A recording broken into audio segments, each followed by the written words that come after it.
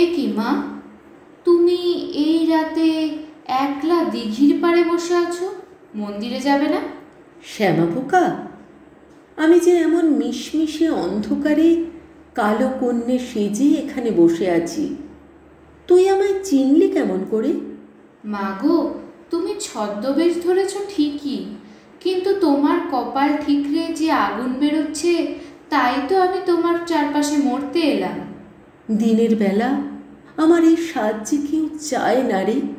সবাই মুখ ঘোরায়, দেখলে হাসে, ভয় পায়, ঘৃণা করে। আমার খুব ইচ্ছে করে রে, এই দিঘির স্বচ্ছ জলে পা ডুবিয়ে বসে থাকতে, নরম কচি ঘাসের উপর শুয়ে তাদের ছুঁয়ে থাকতে, মেঘের খেলা দেখতে দেখতে খিলখিল করে হেসে উঠতে, মা বাবা ভাই বোন বন্ধু প্রেমিক সকলের ভালোবাসা পেতে। তোমার কপালের আগুন আজ কেমন স্নিগ্ধ হয়ে গেছে মা, জ্যোৎস্নার মতো। আমি উড়ছি কিন্তু মরছি না। সব সময় আগুন হতে ইচ্ছে করে না রে, নদী হতে ইচ্ছে করে। শান্ত পাহাড়ি নদী, কুলকুল করে বয়ে যাব, সেতারের শব্দ হবে আমার শরীরে। আমি কালো বলে কি আমার ফুল হতে ইচ্ছে করে না? ওই যে বাড়ি, ওই বাড়িতে একটা অন্ধকার ছিল, কান্না ছিল।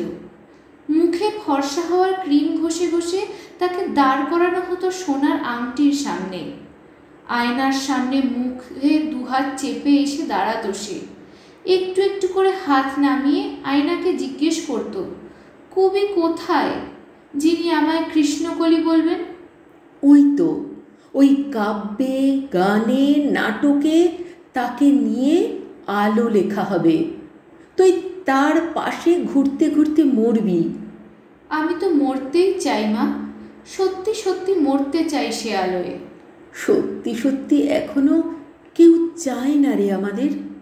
চায় মা, চায়। সঙ্গে চায় থোকা থোকা থোকা, টিভি, ফ্রিজ, আলমারি। না রে, কোথাও কোথাও শরীর ছাড়িয়ে, রং ছাড়িয়ে, ভালোবাসা ছড়িয়ে পড়ে, আদর লেখে হৃদয়ে। আবার কোথাও তার বুদ্ধিমত্তায়, কর্মে। কালো মুখ থেকে তখন ঝলসে ওঠে রামধনু। তখন দেখেছ মা, উষায় কেমন হাসি থাকে। পাহাড় থেকে আনন্দে আত্মহারা হয়ে ঝর্ণা নেমে আসে। বৃক্ষের শাখায় শাখায় আলো ফুটে ওঠে। আমি তার পাশে উড়ে বেড়াই, গান গাই। ওই আলোতে মরেও সুখ মাগো।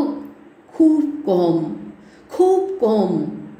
তাই তো আমি এই অন্ধকারে আমার গা ডুবিয়ে আমার অন্ধকার রঙকে খেলতে দিই।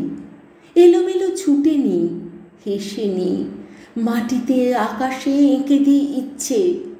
কত ফুল সৌরভ পাঠায়, আমার শ্বাস জুড়ে রাখি তাদের।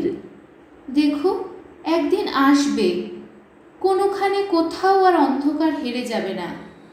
জ্যোতি ফুটে উঠবে সব অন্ধকারের কপালে। আর আমার মতো সব শ্যামা পোকারাই তোমায় চিনতে পেরে ছুটে এসে মা বলে জড়িয়ে ধরবে। আহ, এ আনন্দে পুড়েও যে কত শান্তি। রাত্রি শেষ প্রায়, ফিরতে হবে রে।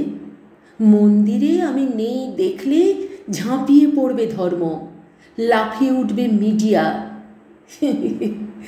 আমি না গেলে কালো মায়ের পায়ের তলায় গান বাঁধা যে হবে না।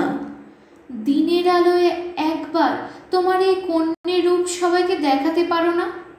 পাগল হয়েছিস? ওখানে আগুন না সাজলে ওরা আমার দিকে তাকাবে, ভয় পাবে, ভক্তি করবে। আলো না জ্বললে তুই মরবি কেমন করে? হ্যাঁ মা, চলো, তুমি মন্দিরে চলো। ওরা মাইকে তোমার গান বাজাবে, তোমার পায়ে পুজো দেবে, আলো জ্বালবে। আমি আলোর চারপাশে ঘুরে ঘুরে আলোর গান গাইতে গাইতে ঢলে পড়ব মৃত্যুতে। মা, মা, দেখো, উষা আজ কেমন হাসতে হাসতে উঠছে। তার মানে বদলাচ্ছে মা, বদলাচ্ছে। আয়নার সামনে দাঁড়িয়ে অষ্টাদশী কান্না নয়, বুদ্ধি রাখছে। কবিতা লিখছে, রান্না করছে, মহাকাশে পাঠাচ্ছে তার উদ্ভাবনী শক্তি। ও আর কালো কন্যে নয় মা, ও কবি, ও শেফ, ও বিজ্ঞানী। ওই আলোতেই মরবো মা আমি, আমায় আশীষ দাও। ঠিক বলেছিস। উষা হাসছে, পৃথিবী জাগছে। ওই মাইকে গান শুরু হলো। কালো মেয়ের পায়ের তলায় দেখে যা আলোর নাচন। হ্যাঁ, চল মন্দিরে মূর্তি রেখে দিনের আলোয় মানুষ হয়ে মন খুঁজে আসি। কালো মেয়ের পায়ের তলায় দেখে